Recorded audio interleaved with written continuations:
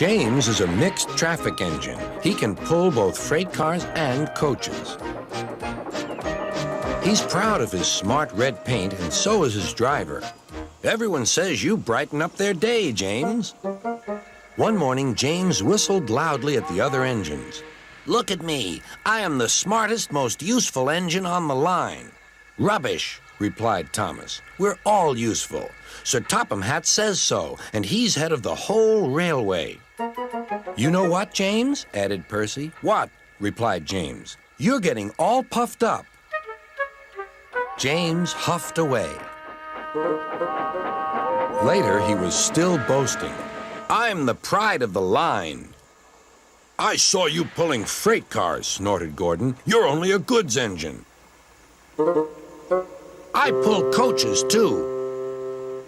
Not as much as I do. But Sir Topham Hatt has plans for me. James was only making this up, but Gordon believed him. What plans? Wait and see. Oh, dear, he thought. Now what'll I do?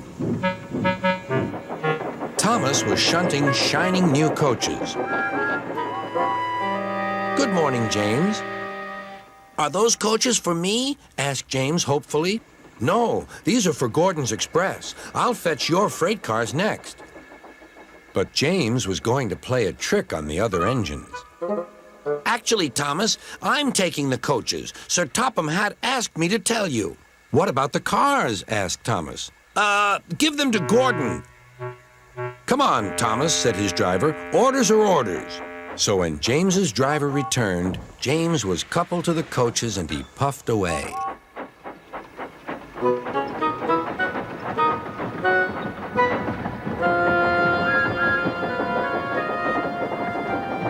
Thomas returned with the freight cars, and a few minutes later, Gordon arrived. Where's the express? Thomas told him about James, and so here are your cars. Gordon was very cross, and so was his driver.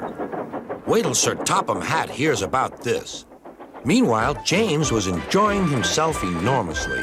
What a clever plan! What a clever plan! He chuffed. Then he saw Sir Topham Hatt.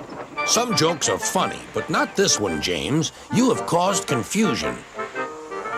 Yes, sir, said James. You will now stay in your shed until you are wanted.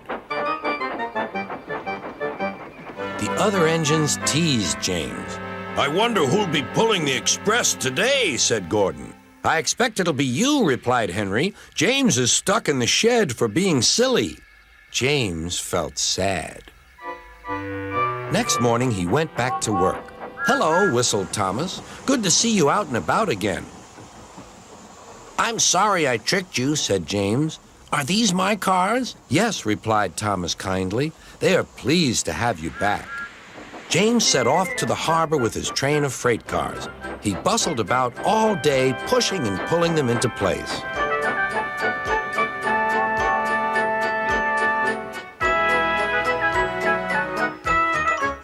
Time to go home now, James, said his driver at last. No cars or passengers, just we two. But his driver was wrong. Excuse me, called a man. I have a meeting with Sir Topham Hatt, and I mustn't be late. May I ride back with you? Of course, replied James's driver. Then he whispered to James, This gentleman is a railway inspector. James was most impressed. He steamed along the line as smoothly and quickly as he could.